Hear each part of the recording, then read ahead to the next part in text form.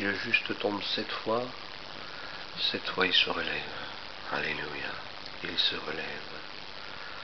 Non pas par sa force, mais c'est la grâce de Dieu qui nous relève. Merci Seigneur pour ta grâce. Que ta grâce et ta paix reposent sur chacun de nous, Seigneur, ce matin. Et que nous goûtions vraiment à cette grâce, à cette paix qui est en toi. Que rien ne vienne troubler notre cœur ce matin, troubler nos pensées. Nous voulons avoir nos pensées fixées sur toi, toi le chef et le consommateur de ma foi. Je te bénis, Seigneur, ce matin, parce que tu vas parler aussi au travers de ton serviteur. Et nous voulons vraiment que nos cœurs soient ouverts à ta parole. Tu as une parole pour chacun. Seigneur, ce matin, bénis ton peuple et glorifie-toi au milieu de nous. Alléluia. Là, Michel, tu veux bien t'approcher?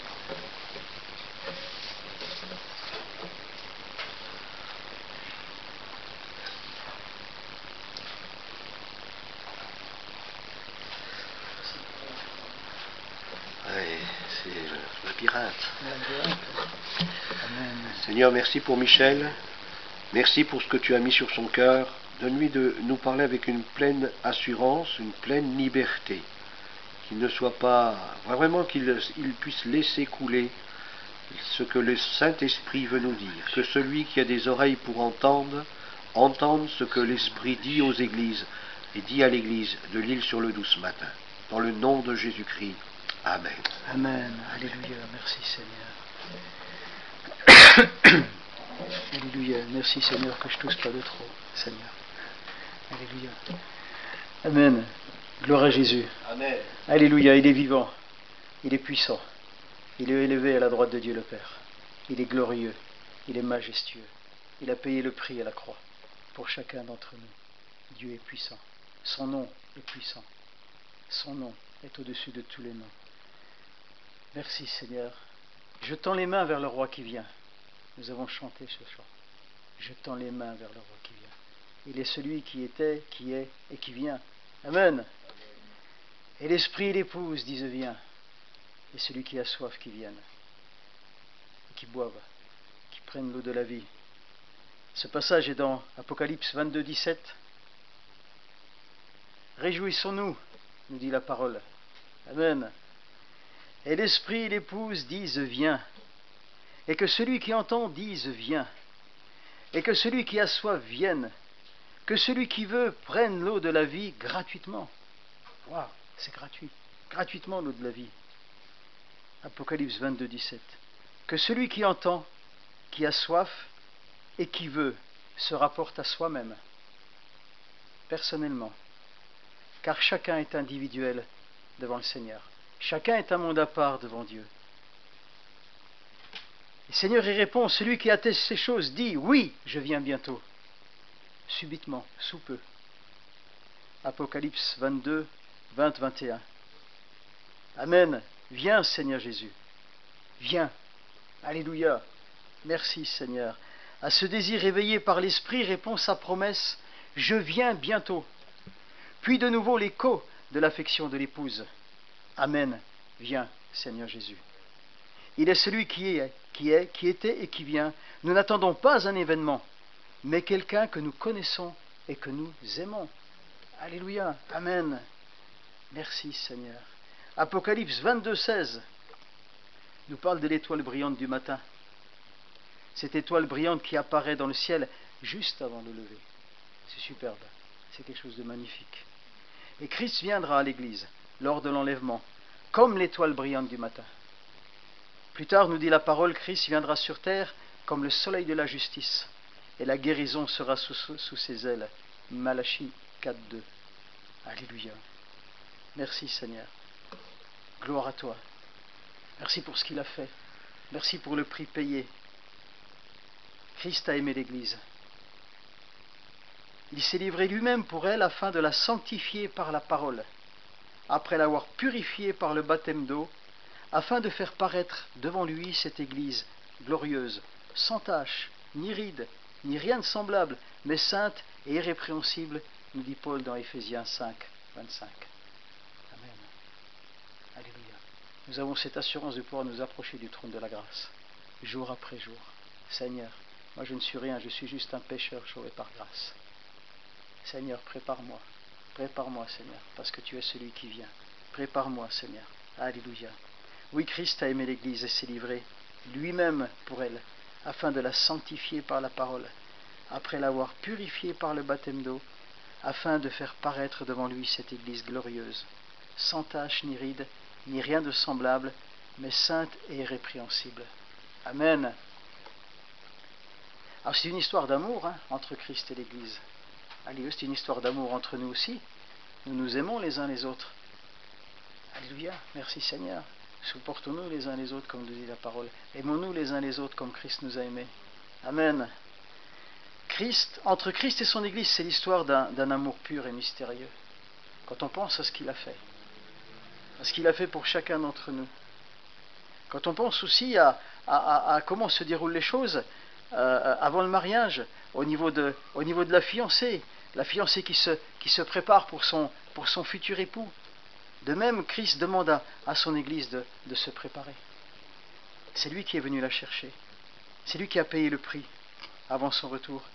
Dieu nous invite à un temps de préparation qui s'appelle fiançailles. C'est une invitation à purifier nos motivations, à purifier nos défauts, à apprendre à aimer l'autre pour ce qu'il est, plutôt que pour ses atouts. À commencer par ce champ de bataille que nous avons eu la dernière fois, qui est nos pensées. Nos pensées détermineront toujours ce que nous sommes, ce que nous ferons, mais également elles déterminent nos paroles, elles déterminent nos actions, en fonction de la façon dont nous pensons, si nous prenons autorité sur nos pensées. Je ramène mes pensées captives à l'obéissance de Christ, afin de ne pas laisser l'ennemi de nos âmes dominer sur nous. C'est également une loyauté implicite envers celui qui a payé le prix, envers celui qui nous a sauvés. Premièrement, l'expression épouse, elle évoque la fidélité. L'épouse s'est engagée, elle a scellé une alliance qui exige son amour, sa loyauté et sa vie à l'époux. Amen. Alléluia. Beaucoup de frères et de sœurs dans divers endroits, dans divers pays, payent le prix pour ça. Au travers de la persécution, au travers de bien des situations. Il y en a beaucoup qui ont perdu beaucoup de choses, qui ont quasiment tout perdu pour le Seigneur.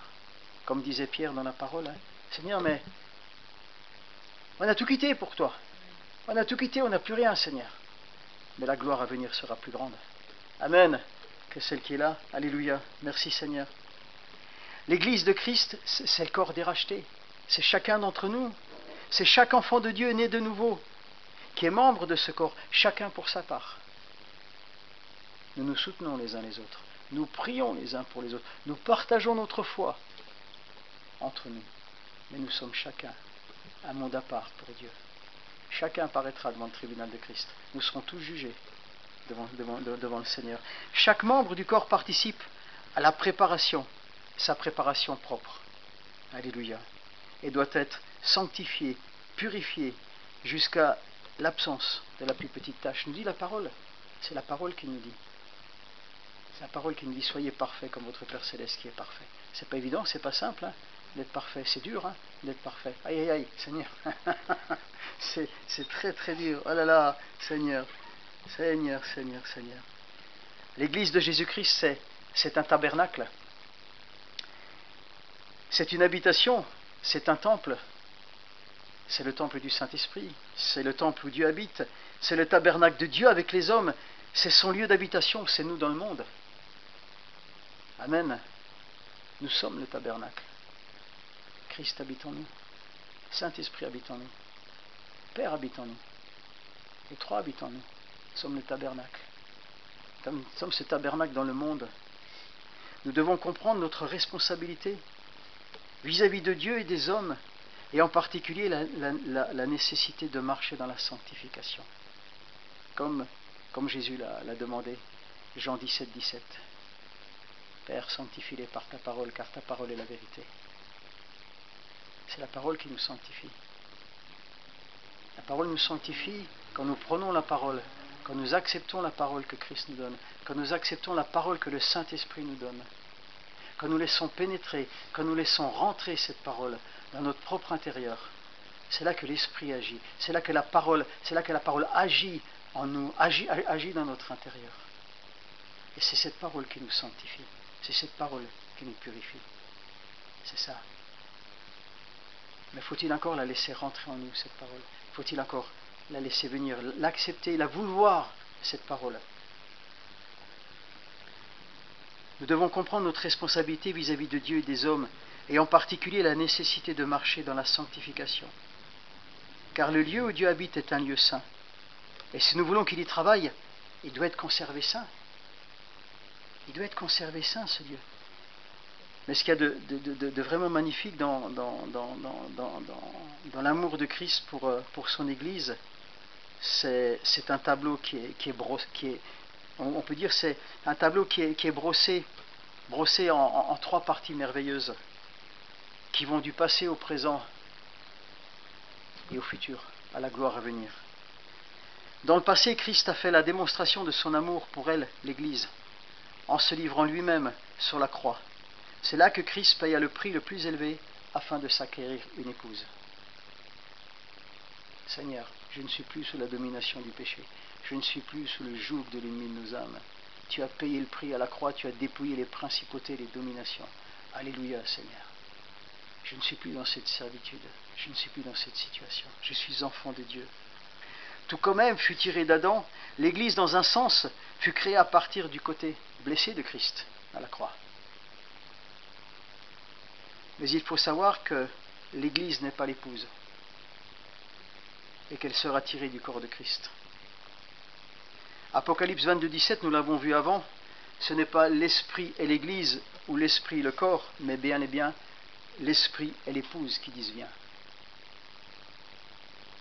L'épouse sera tirée du corps de Christ, tout comme Ève a été tirée du corps d'Adam. L'épouse sera tirée du corps de Christ. Mais toute l'Église ne partira pas. Dieu veut que toute l'Église parte. Dieu veut qu'aucun ne reste. Mais elle sera tirée du corps de Christ.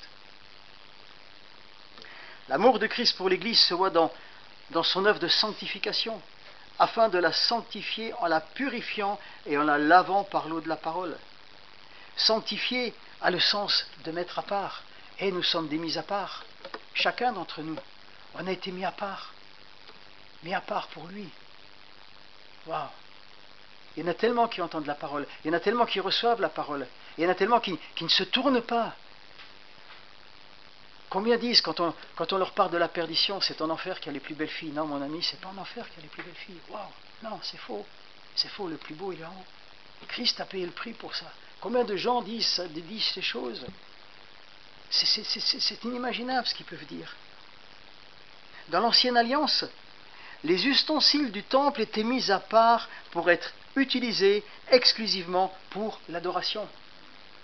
Quand le sacrificateur utilisait, c'était uniquement pour l'adoration, c'était uniquement pour le sacrifice, c'était uniquement quand les choses étaient mises sur l'autel. C'était à ce moment-là que c'était là. La sanctification pour nous, enfants de Dieu, c'est de se mettre à part des choses du monde et de se libérer de ses influences et de ses pensées. La sanctification est un engagement, c'est une consécration totale à Dieu afin que nous lui appartenions à lui seul.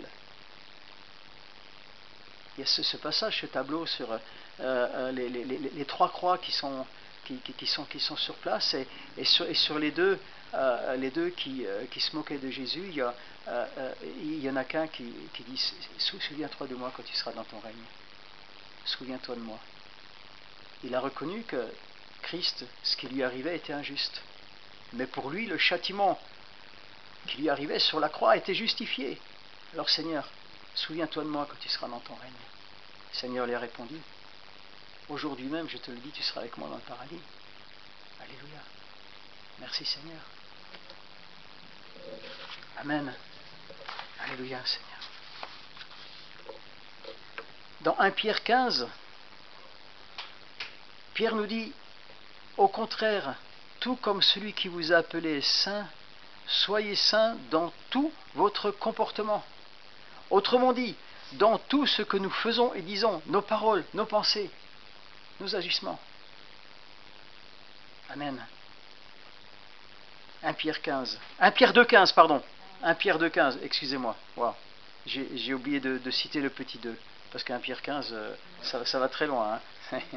C'est horrible. 1 Pierre 2,15, pardon.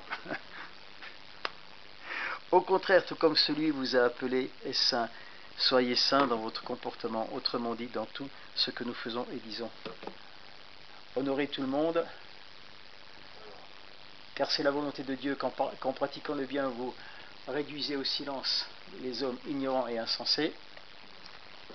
On va le prendre, 1 Pierre. Oui. Voilà. 1 Pierre 2. Car c'est la volonté de Dieu qu'en pratiquant le bien, vous réduisez au silence les hommes ignorants et insensés. Oh là là, je me suis trompé de passage. Aïe aïe aïe. 2 Pierre.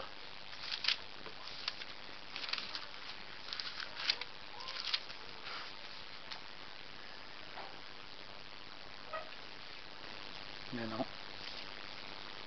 Ah, je me suis trompé de passage. Seigneur. 1 Pierre 1,15.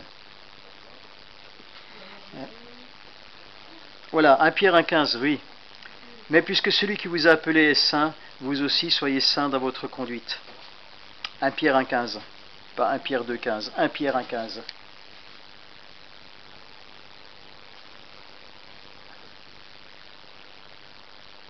Exhortation à la sainteté, on peut déjà prendre au chapitre 13, 1 Pierre 1,13. C'est pourquoi saignez les reins de votre entendement, soyez sobres et ayez une entière espérance dans la grâce qui vous a été apportée lorsque Jésus-Christ apparaîtra. 14. Comme des enfants obéissants, ne vous conformez pas aux convoitises que vous aviez autrefois quand vous étiez dans l'ignorance. 15. Mais puisque celui qui vous a appelé est saint, vous aussi soyez saints dans toute votre conduite. Alléluia. Autrement dit, dans tout ce que nous faisons et disons, nos paroles, nos pensées. Amen. La future épouse, elle passe par un processus de préparation morale et spirituelle que l'on peut comparer aux soins donnés à la beauté d'Esther pendant 1 année avant qu'elle soit présentée au roi Assuérus. On trouve ce passage dans Esther 2, 12, 16.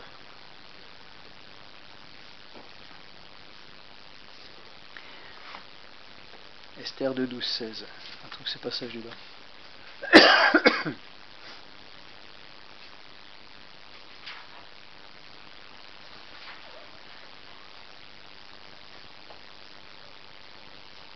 Amen. Chaque jeune fille allait à son tour vers le roi Assuérus après avoir employé 12 mois à s'acquitter de ce qui était prescrit aux femmes. Pendant ce temps, elles prenaient soin de leur toilette, 6 mois avec des huiles de myrrhe et 6 mois avec des aromates, des parfums. Les filles passaient par un programme de purification cérémonielle, des bains avec de l'huile de myrrhe, des aromates et des parfums. Elles n'étaient pas présentées comme ça au roi. Il y avait un processus de préparation. Et c'est pareil pour nous, c'est pareil pour l'Église. Systématiquement, l'Église, elle passe par un processus de purification, jour après jour. Cette mise à part, elle est jour après jour. C'est pas tout au début, mais la mise à part, c'est chaque fois, jour après jour. Chaque jour, c'est une mise à part pour le Seigneur. Chaque jour, le processus de sanctification de l'Église se fait en étant lavé par l'eau de la parole. Éphésiens 5, 26. En termes simples, que la vie des croyants, notre vie, ma vie est purifiée par l'écoute des paroles de Christ et par l'obéissance que je porte à sa parole. C'est seulement là que la parole fait son effet en nous. Amen. On a vu avant Éphésiens 5, 25, 5, 26.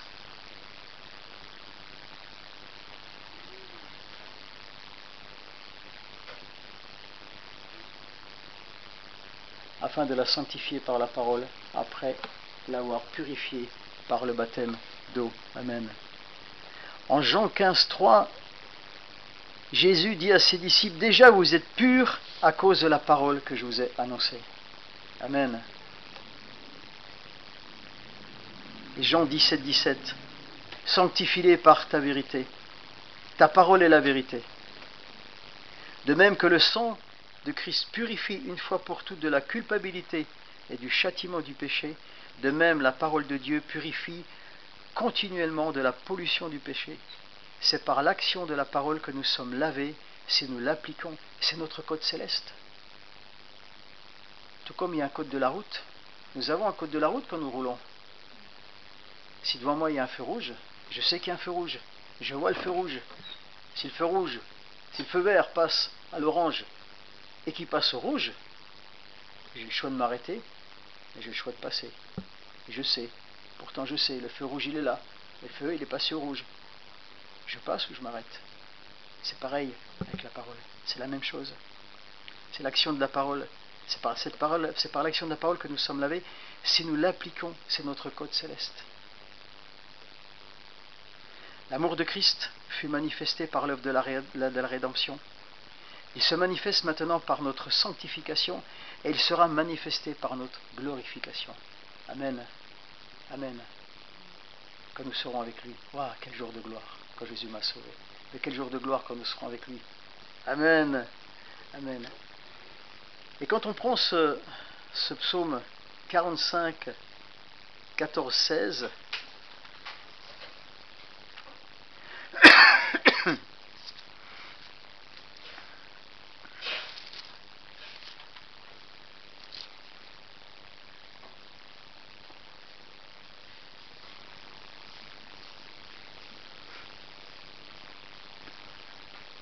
toute resplendissante est la fille du roi dans l'intérieur du palais. J'ai mis entre parenthèses toute resplendissante est la fille, l'épouse du roi dans l'intérieur du palais. Elle porte un vêtement tissé d'or. Dans la version d'Arby, il est écrit un vêtement de brocart. Le vêtement de brocart, c'est une étoffe de soie qui est rehaussée de dessins brochés d'or et d'argent. C'est une broderie qui est en relief sur ces vêtements. Ça doit être quelque chose de magnifique, c'est quelque chose de sublime. Autrefois, dans la boue du péché, maintenant lavée par la parole, purifiée, elle est vêtue d'habits royaux. Amen. Elle est présentée au roi, étincelante. Elle entre dans le palais du roi, au milieu des réjouissances. C'est quelque chose de merveilleux, c'est quelque chose de magnifique. Qui peut dire la joie? Celle du Père, celle du Fils et du Saint-Esprit, celle des anges, sans parler de sa joie alors qu'elle rentre dans la joie de son être. Waouh! D'un charme qui surpasse tous les charmes, d'une beauté qui fait pâlir toute autre beauté, d'une grâce qui transcende toute grâce, d'un attrait plus fort que tous les attraits. Elle est conforme à l'image du Fils de Dieu. C'est ça que Christ vient chercher. C'est cette épouse-là. Alléluia. Amen. Amen.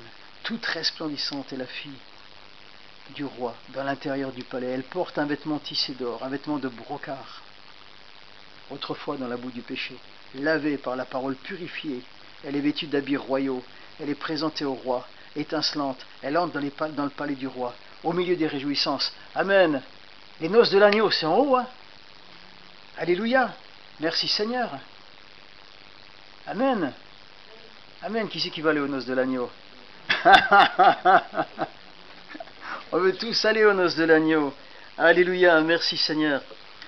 Gloire à Dieu.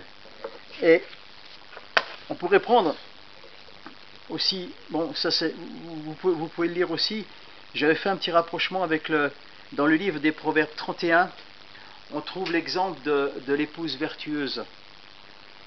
Hein, cette épouse à l'époque du roi Lumel, mais quand on regarde le contexte, on peut le ramener à l'Église. Hein, nous trouvons un exemple de l'épouse vertueuse. Ce passage décrit merveilleusement bien non pas uniquement la femme vertueuse, mais une épouse vertueuse. Donc c'est l'épouse de Jésus-Christ qui, dans sa grâce, Dieu a constitué à partir d'hommes et de femmes coupables une église vivante, et chacune de ces pierres doivent posséder toutes ces excellentes qualités. Alors c'est vrai que ce texte du Proverbe 31 nous donne la description d'une femme vertueuse à l'époque du roi Lumel. Cette femme se confie à l'estime et à l'affection de son époux de façon à connaître ses désirs. Elle est disposée à se soumettre à sa volonté, à la volonté du bien-aimé. De ce fait, son époux peut lui accorder toute sa confiance. Il la laissera diriger sa maison, la maison du bien-aimé. Elle le rend heureux et recherche constamment le bien. Cette épouse prend de la peine pour accomplir de façon correcte et déterminée sa tâche, son devoir. Elle y prend plaisir. Elle prend soin de bien gérer le temps dont elle dispose afin que rien ne soit perdu. Elle s'efforce à mener à bien tout ce qu'elle entreprend par une bonne gestion. Elle veille également au devenir de la maison, incitant chacun à accomplir son devoir envers Dieu. Comme envers les autres, elle désire autant donner que recevoir en toute liberté d'esprit et de joie. Cette épouse est discrète et serviable. Chaque parole qu'elle prononce démontre qu'elle est remplie de sagesse. Elle veille non seulement sur elle-même, mais également sur les autres. L'amour et la tendresse habitent et règnent dans son cœur, un cœur régulièrement en communion avec Dieu, même quand elle est occupée par ses tâches journalières. Cette épouse craint le Seigneur par-dessus tout. Elle reste inébranlable, même devant les déceptions, la crainte de Dieu dans son cœur et la beauté de l'âme. Elle dure à jamais. Il y avait une citation que j'ai marquée dessus. Abraham Lincoln a dit un jour, à la fin, ce ne sont pas les années écoulées de notre vie qui comptent, mais la vie qui a inondé ces années. Amen. Voilà, donc cette épouse, au terme, recevra de la part du Seigneur une très grande récompense. Waouh, merci Seigneur. Alléluia. C'est ce que je voulais vous partager aujourd'hui sur l'épouse, c'est ce que le Seigneur avait mis sur mon cœur. Voilà. Alléluia. Alléluia, Seigneur.